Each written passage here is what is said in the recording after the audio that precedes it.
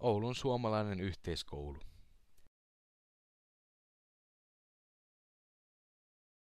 Perustaminen. Syksyllä 1901 pidettiin Oulun Lyseon rehtorin Mauno Rosendalin koolle kutsuma Oulun suomalaisen yhteiskoulun perustava kokous. Läsnä olivat Näni Lilius, Juho Kahilus, Oskar Lauriin ja Anna Heik. Suomessa elettiin ensimmäisen sortokauden vuosia, minkä tähden lujana perustuslaillisena tunnettu Rosendal asettui koulun hankkeessa toistaiseksi taustalle. Näni Lilius oli keisarilliselle senaatille osoitetun perustamisanomuksen ensimmäinen allekirjoittaja. Vuonna 1902 Oulun suomalainen yhteiskoulu aloitti toimintansa Fabrituksen talossa Tori- ja Kajadinkadun kulmassa. Lyseon rehtorin tehtävät jättänyt Rosendal oli johdossa. Tuolloinen koulurakennus tuhoutui myöhemmin sisällissodan 1918 aikana.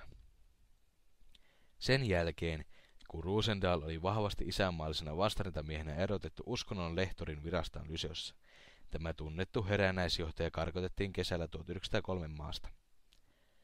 Rosendalin Ruotsiin karkotuksen aikana J.A. Mannermaa ja Näni Lilius johtivat koulua. Tammikuussa 1905 Mauno Rosendal palasi Suomeen ja Ouluun johtamaan yhteiskouluaan. Mauno Rosendalin koulu. Rosendalin palattua suurin huomio-osoituksin kotikaupunkiinsa koulua pidettiin vuokratiloissa Oulun suomalaisen tyttökoulun entisissä tiloissa Albertin katu 2. Syksyllä 1908 koulu muutti valmistuneeseen omaan koulutalonsa eli nykyiselle paikalleen. Rakennuksen on suunnitellut läänin arkkitehti Viktor Suksdorf.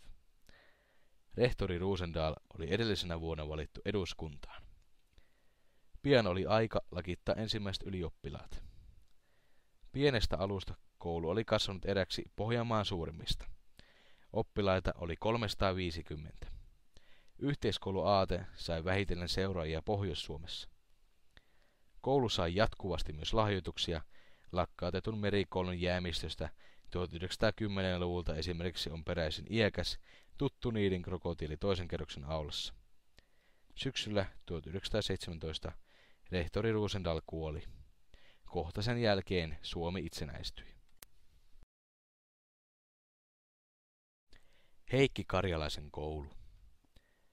Rosendalin jälkeen matemaattisten aineiden opettaja Heikki Karjalainen valittiin rehtoriksi. Vuonna 1920 koulu muuttui yksityisestä yhteiskoulusta valtion ylläpitämäksi Oulun yhteislyseoksi. Karjalainen johti kouluaan tiukasti. Suomi oli olympiaurheilussa suurvalta. Meidänkin koulussamme toimi aktiivisesti poikien urheiluseura Riento ja tyttöjen seura Reima. Kiertopalkintoja voitettiin. Isänmaallisuus ja heimoaate näkyvät koulutyössä. Marmorinen muistotaulu vapaus- ja heimosodissa kaatuneille entisille oppilaille paljastettiin vuonna 1928 toisen kerroksen aulassa. Kouluransa päätettyään rehtori Karjalaista tuli Oulun kaupunginjohtaja.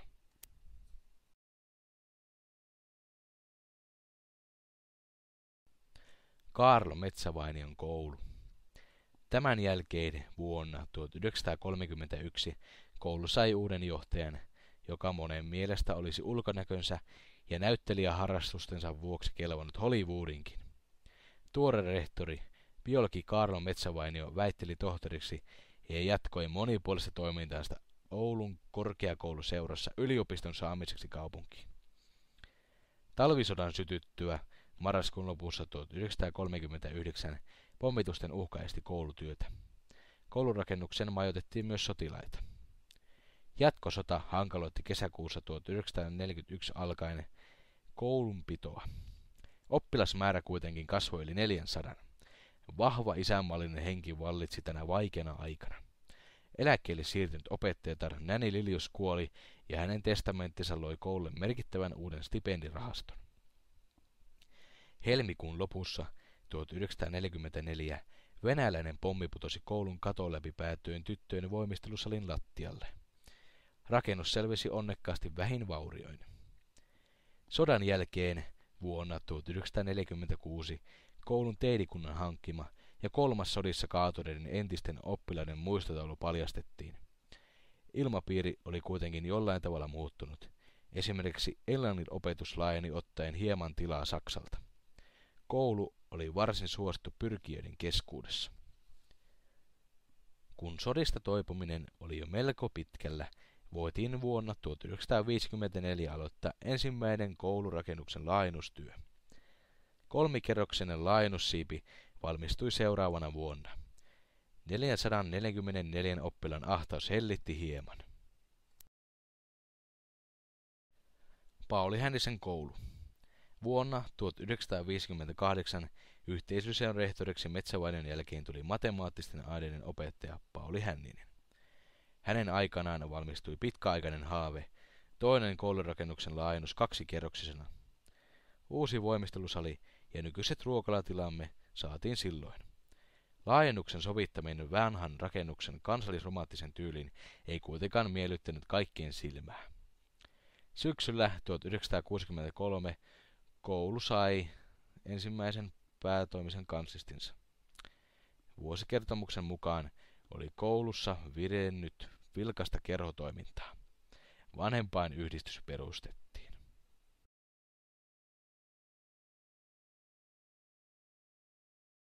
Annikki Hulkon koulu.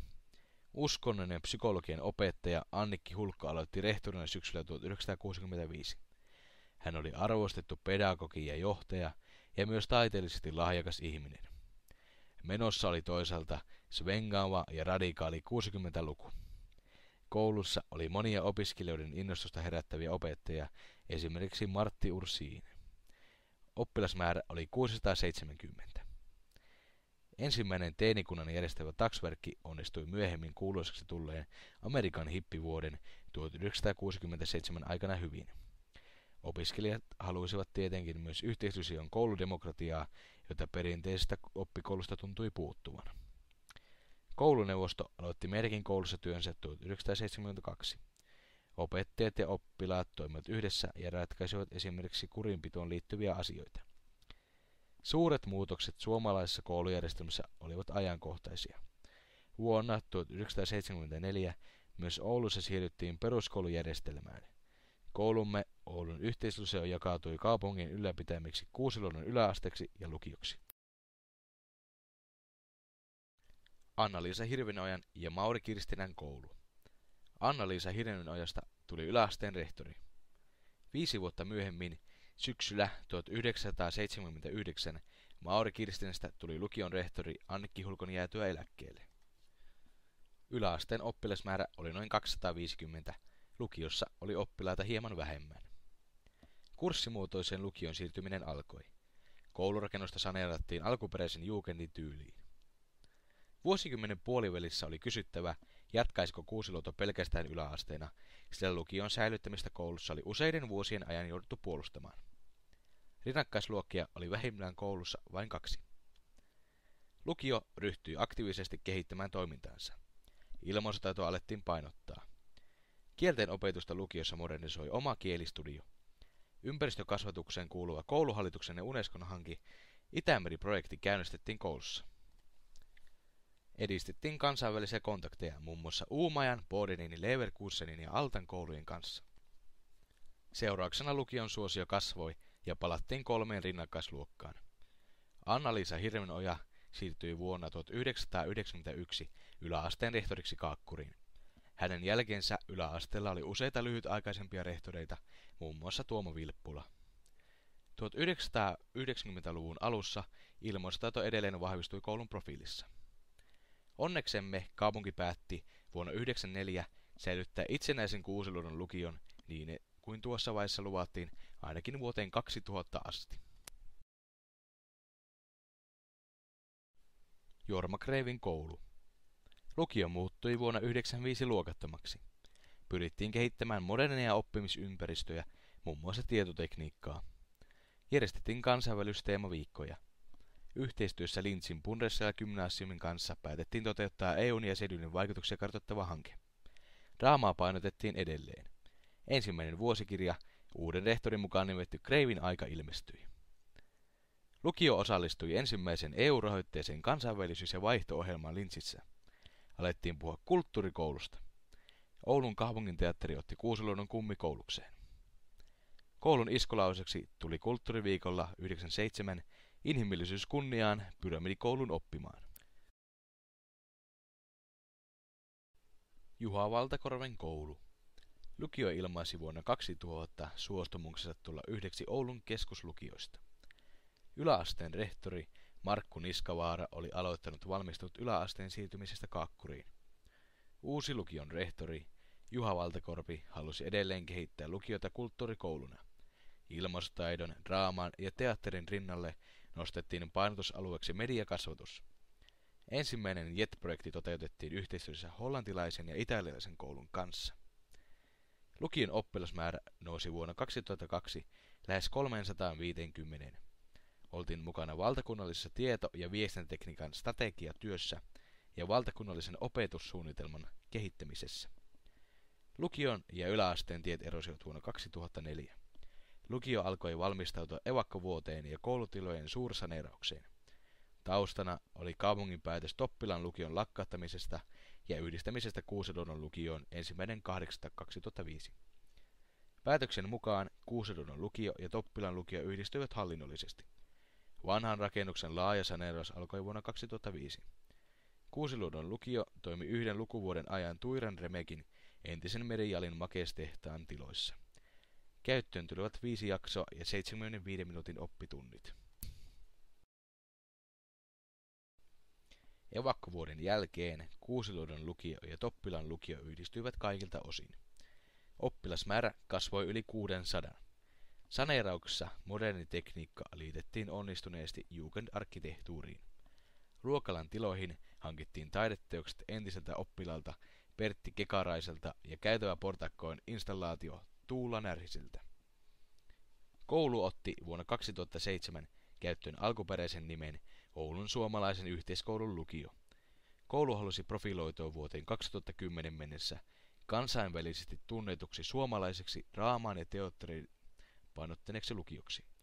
Verkottumista toisen asteen oppilaitosten, yliopistojen sekä muiden yhteistyötahojen kanssa korostettiin.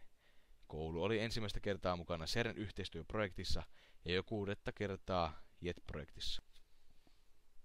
Aikamatka Kuusiluodon koulutalossa tapahtumalla juhlittiin 100-vuotiaista koulurakennusta vuonna 2008. Koulu sai opetuksen eurooppalaisen laatuleiman JET-projekteistaan. Venäjälle ja Espanjalle oli vakiintunut asema kieliohjelmassa. Koulu painotti laaja-aloista taidekasvatusta. 2010-luvun alussa koulu oli keskeisesti mukana valtakunnallisessa englanninkielen opetuksen kehittämishankkeessa. Rauhankasvatus oli yksi Osyykin vuoden 2010 teemoista. Vuonna 2011 koulusta tuli maailman pohjoisin Saksan valtion hyväksymä korkean tason kielidiplomikoulu ja se otettiin mukaan maailmanlaajuiseen Partnerschule-verkostoon. Seuraavat esimerkit koulun monipuolisista toiminnoista ja tapahtumista ovat vuodelta 2012. Taksverkkipäivä, oppilaskunnan teemapäivät, Hailuodon taideleiri, kuvataiteen, teatterin, liikunnan ynnä muiden aineiden lukiodiplomit, Kostamus-yhteistyöprojekti, Tukholma-kurssin ekskurssio, CERN-projekti Sveitsissä, Pyramiditeatterin kevään näytelmä, vanhustyöhön liittyvä palvelukurssi Pidä huolta.